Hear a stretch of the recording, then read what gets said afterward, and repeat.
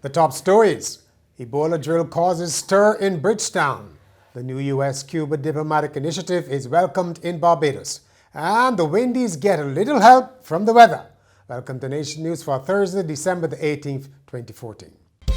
No matter where you are in the world, at home or abroad, Nation News keeps you connected with what's happening in Barbados through our website, video newscast, and online e-papers. So stay connected with Nation News. Your time, your way. The bodysuits and masks worn by Ebola healthcare workers are enough to put the fear of God into many. Well, that's apparently what happened when emergency services workers wearing their suits and masks traveled through Bridgetown. Thankfully, it was just a drill, one of the Ebola simulation exercises being carried out to help the country prepare for a case of the disease. Chief Medical Officer Dr. Joyce St. John said the practice run was based on a scenario of 2 Ebola cases at the Bridgetown port. There have been no Ebola cases in the Caribbean. The figures are in on how much the country spends on health care as the government prepares for a national debate on funding galloping costs.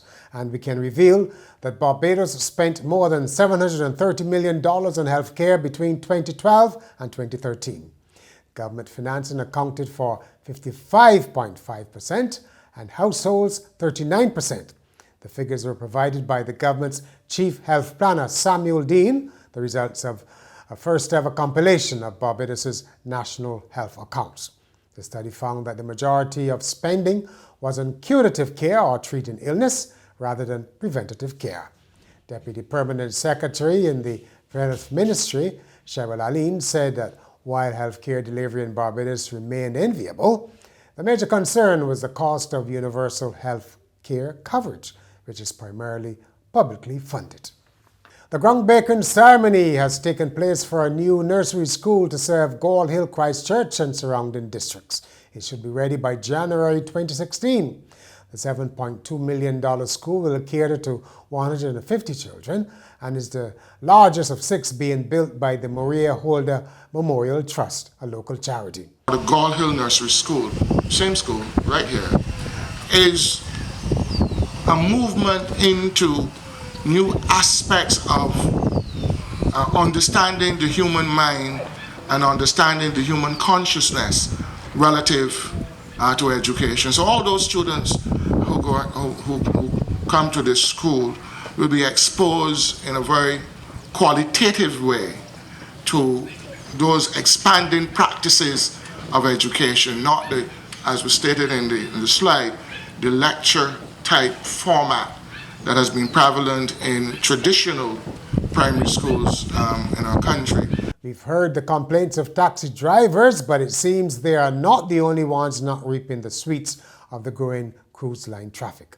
2 tourist attractions are reporting no tangible benefits thus far.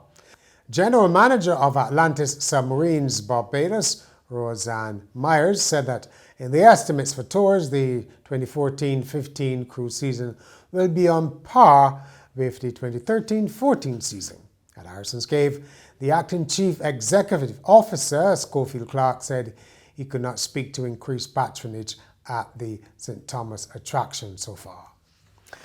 Prime Minister Frendel Stuart and opposition leader Mia Mottley have welcomed the announcement that the United States and Cuba will be normalizing diplomatic ties. Mr. Stuart called it a positive and forward-looking step, saying the standoff between the two nations had reached a stage where it had become sinful, to use his description. It is not just a standoff against a system of governance, nor is it just a standoff against the surname Castro, but that it is a standoff that affects every man, woman, and child walking on the streets of Cuba.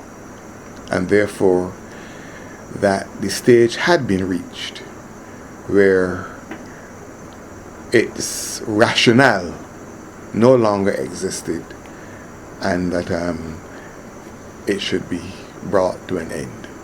Mia Mottley said the announcement of the thaw in Washington-Havana relations was a great step for the Caribbean. The last few decades, Barbados and other CARICOM countries have been in the forefront of the call for the normalization of relations between our neighbor Cuba and the United States of America, and for the full integration of Cuba into the Americas. We salute both President Castro and President Obama for their tremendous courage in taking this step amidst the naysayers who believe in the maintenance of the status quo.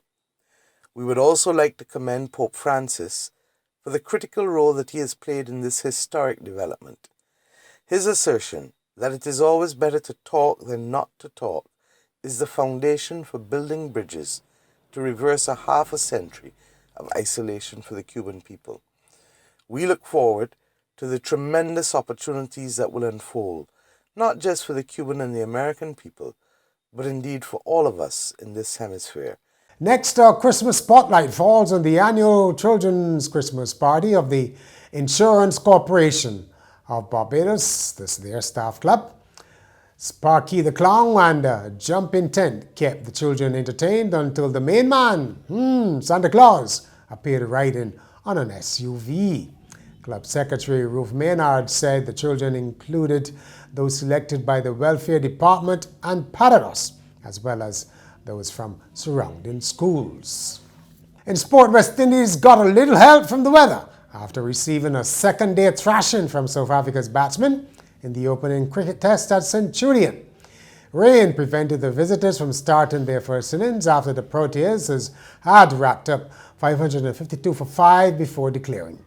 Captain Hashim Amla went on to score 208, and Stian Van Zyl made a century on debut, the third of the innings. Kemar Roach and Suleiman Ben took 2 wickets apiece for the Windies. And that's where we end Nation News for Thursday. Log on to nationnews.com for more, as well as YouTube, Facebook, and Twitter. And get your Weekend Nation from newsstands or via our e-paper on Friday.